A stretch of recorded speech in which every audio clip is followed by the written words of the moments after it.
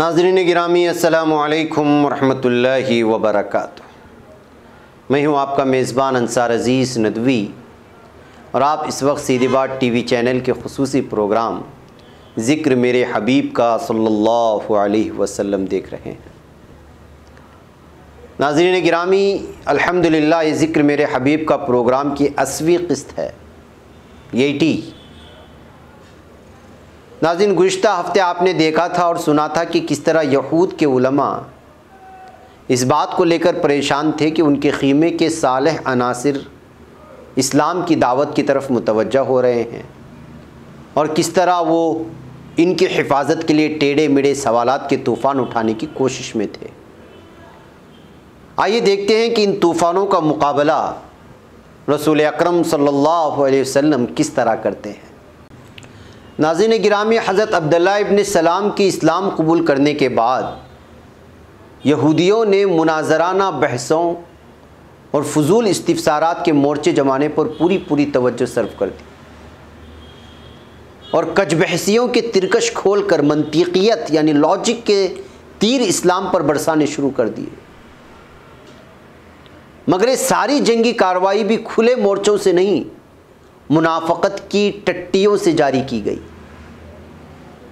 ये बुजुर्गाने तक़वा केश हक़ परस्ती के बड़े मरऊब कुन बहरूब बनकर इस्लाम के इज्तिमाआत में शरीक होते, फिर बातों बातों में भूले भाले बनकर होंठ लटका कर फजूल किस्म के सवालात सामने लाते। एक इज्तिमा में हुज़ूर अकरम सल्लल्लाहु अलैहि वसल्लम के सामने उन्होंने एक सवाल रखा, मखलूक को जब अल्लाह ताला ने पैदा किया है तो आखिर ख़ुद खुदा ताला को किसने पैदा किया। नाज़रीन देखिए इनके जहन के टेढ़ेपन को। हालांकि यहूद ख़ुद उसी खुदा पर ईमान रखने के दावेदार थे जिस खुदा की बंदगी की दावत दी जा रही थी। इन्हीं पैगंबरों के मोतक़िद और उसी वही इलाही पर मबनी वैसी ही एक किताब तौरात के अलंबरदार थे जो हुज़ूर अकरम सल्लल्लाहु अलैहि वसल्लम कुरान की शक्ल में ले आए थे। वो खुदा को पहले से जानते थे, उसकी सिफ़ात से आगाह थे, लेकिन उसी खुदा की तरफ जब इस्लाम ने बुलाया तो खुदा के बारे में उनके दिलों में बड़ा भारी इश्काल पैदा हो गया और उनके सवाल का गोया ज़ाहिरी मुद्दा ये था कि अगर ये इश्काल रफ़ा हो जाए तो फिर उनके लिए आगे बढ़ने का रास्ता खुल जाएगा। लेकिन सवाल का टेढ़ापन बता रहा था कि मकसूद तलब हिदायत नहीं बल्कि लोगों को हिदायत से बचने के लिए राह फरार दिखाना है, रोकना है। तो हुज़ूर अकरम सल्लल्लाहु अलैहि वसल्लम ने इस टेढ़े सवाल का जवाब बहुत ही सीधे तरीक़े से दिया, यानी संजीदगी से सूरह इखलास पढ़ दी और कहा, कुल हुवल्लाहु अहद अल्लाहुस समद लम यलिद वलम यूलद वलम यकुल लहू कुफुवन अहद। यानी कह दो ऐ मोहम्मद सल्लल्लाहु अलैहि वसल्लम कि अल्लाह एक है, वो बेहमता है, ना कोई उसकी औलाद है और ना वो किसी की औलाद है और कोई उसका हमता या हमसर नहीं है। नाज़रीन आइए आपको एक और दिलचस्प मजलिस में जो गुफ्तगू हुई उस मजलिस में ले चलते हैं। यहूद के बाज़ नामवर आलिम एक दिन हुज़ूर अकरम सल्लल्लाहु अलैहि वसल्लम के हल्के में आए और कहने लगे कि हमारे 4 सवालों का जवाब दीजिए, फिर हम आप सल्लल्लाहु अलैहि वसल्लम की दावत मान लेंगे और आपकी इताअत कबूल कर लेंगे। रसूल अकरम सल्लल्लाहु अलैहि वसल्लम ने फरमाया, अब इस अहद की ज़िम्मेदारी तुम पर है जो तुम कर रहे हो, पूछो जो कुछ पूछना है। ज़रा अंदाज़ा तो कीजिए कि इस्लाम की माहियत को समझने के लिए माक़ूल लोगों की तरफ से किस किस्म के इस्तिफ़सारात की तवक्को की जानी चाहिए।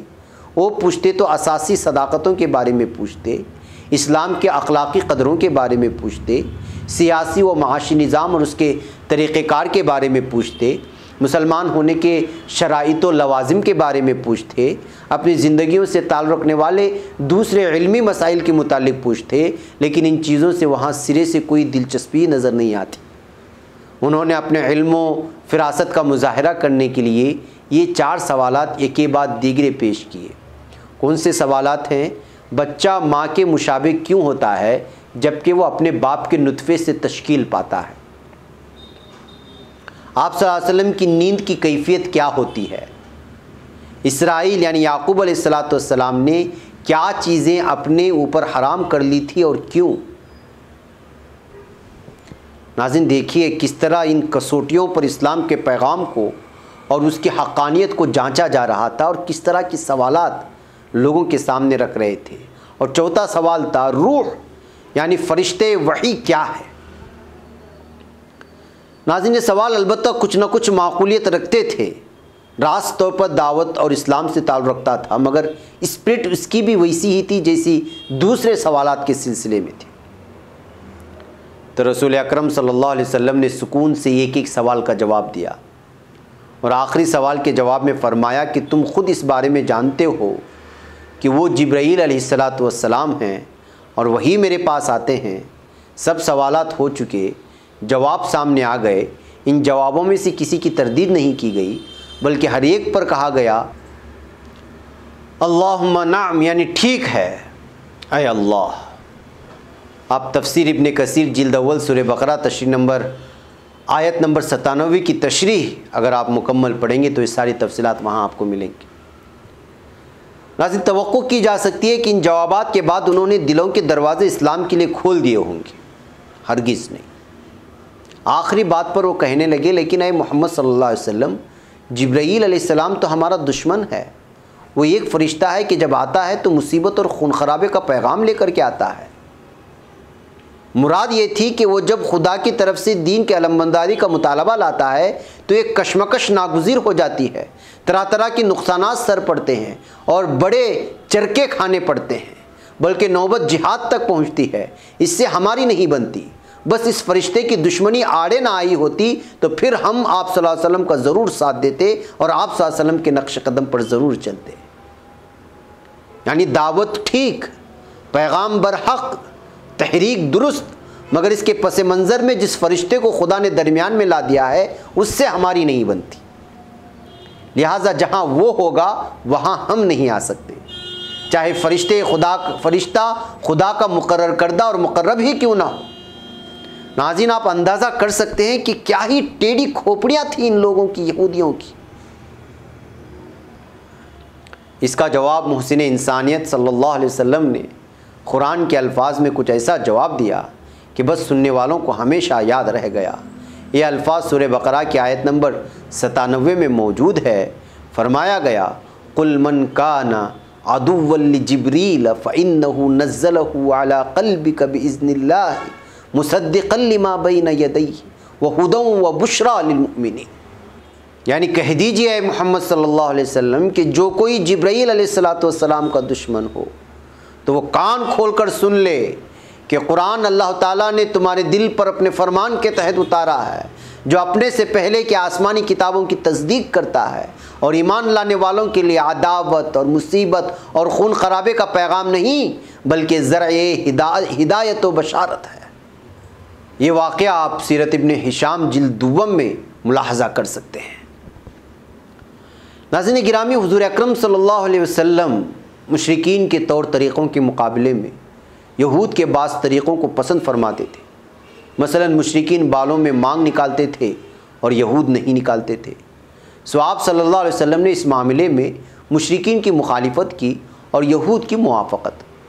जिन मामलात में कुरान में कोई हुक्म अल्लाह ताला की तरफ से वारिद नहीं होता था उनमें नबी करीम सल्लल्लाहु अलैहि वसल्लम अहले किताब की मुवाफ़क़त करते।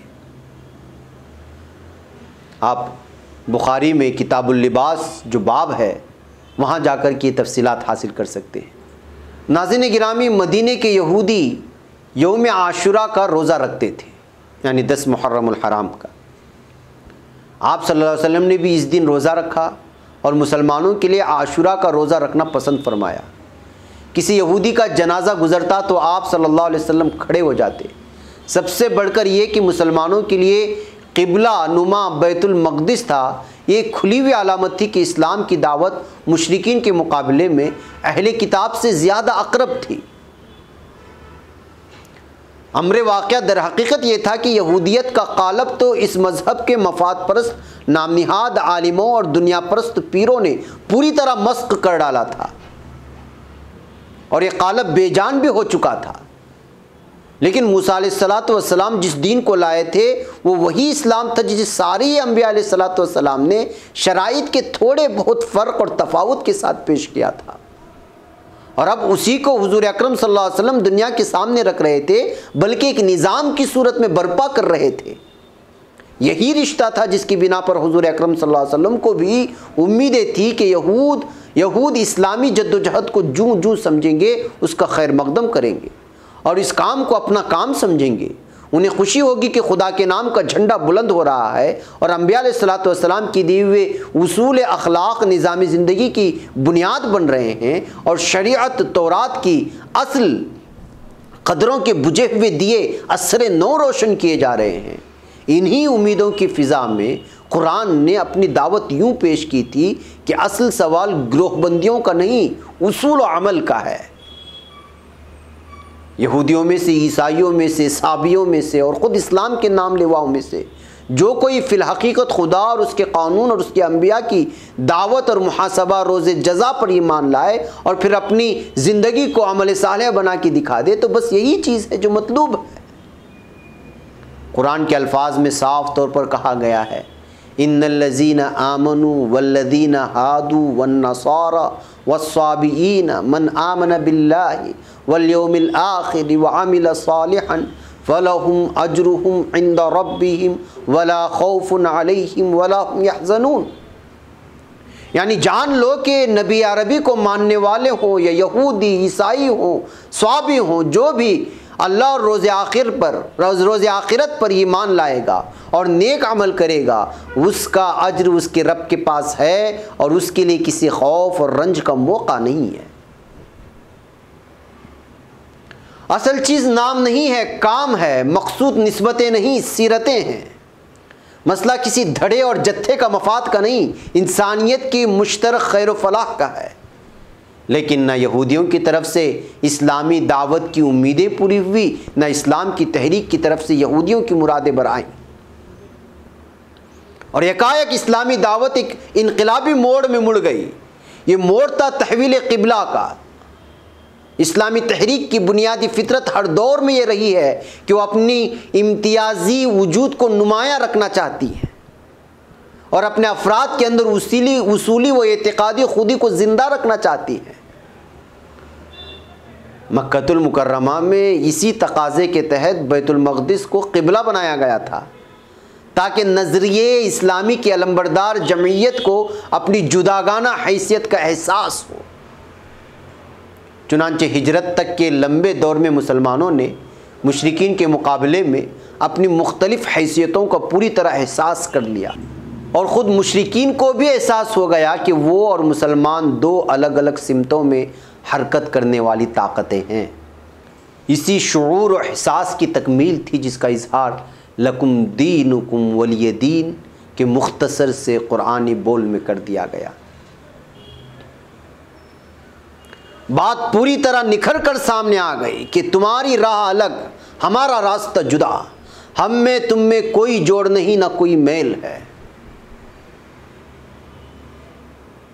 अब मदीने में आकर जो कुछ भी अंदेशे इल्तिबास था वह अहले किताब से था, और अब इस अम्र की ज़रूरत थी कि दावत इस्लामी को अहले किताब की बेरूह मजहबियत से मुमय्यज़ रखा जाए और मुस्लिम माशरे को यहूदी माशरे में ज़हनी तौर पर तहलील होने से बचाया जाए। अब दौर मक्का की वो ज़रूरत ख़त्म हो चुकी थी जिसके तहत बैतुल मक़दिस को आरिज़ी तौर पर क़िबला बना लिया गया था। मुसलमानों का ज़हनी राबिता क़िबला इब्राहीमी ही से अक़रब था और ख़ुद हुज़ूर अकरम सल्लल्लाहु अलैहि वसल्लम इसी खानवादे के चश्मो चिराग थे और इस्लामी दावत के अवलिन जांबाज भी बनु इस्माइल अलैहिस्सलातु वस्सलाम से ताल्लुक़ रखते थे। इम्तियाज़ का वो आरिज़ी एहतिमाम अब गैर ज़रूरी था। यही वजह थी कि हुज़ूर अकरम सल्लल्लाहु अलैहि वसल्लम का क़ल्ब हक़ीक़त शनास पहले से इस तब्दीली का मुंतज़िर रहा, और इसका ज़िक्र ख़ुद कुरान सूरह बक़रा की 144 में किया है कि क़द नरा तक़ल्लुब वजहिका फ़िस्समा, ये तुम्हारे मुंह का बार बार आसमान की तरफ उठना हम देख रहे हैं। तहवील क़िबला का फरमान सादिर करके दर हकीकत सल्तनत ज़िंदगी के फरमारवाए हकीकी ने दुनियावी इमामत के मनसब से बनी इसराइल को माज़ूल कर दिया था, और उनकी जगह मिल्लत इस्लामिया को इस मनसब पर मामूर फरमाया था। आलमी दावत खैर व फलाह का जो मरकज़ पहले बैतुल मक़दिस में चला आ रहा था, वह अब हरम काबा की तरफ मुंतकिल कर दिया गया। मुसलमानों को उम्मत वस्त यानी आलमी दावत का मरकज़ी ग्रोह करार दिया गया, जिस पर शहादत अलन्नास की जिम्मेदारी डाली गई और तमाम बनी नौ इंसान की रहनुमाई का फरीज़ा आयद किया गया। 16 महीने तक मदीने में बैतुल मक़दिस की रुख नमाज अदा की जाती रही।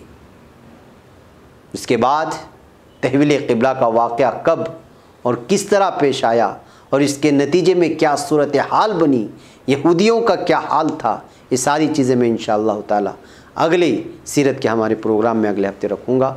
अब चूँकि हमारा वक्त हो चला है, अपना ख्याल रखें, मुझे इजाज़त दें, दूसरों तक पहुँचाने की ज़रूर कोशिश करें। वस्सलामु अलैकुम वरहमतुल्लाहि वबरकातुहू। अल्लाह अल्लाह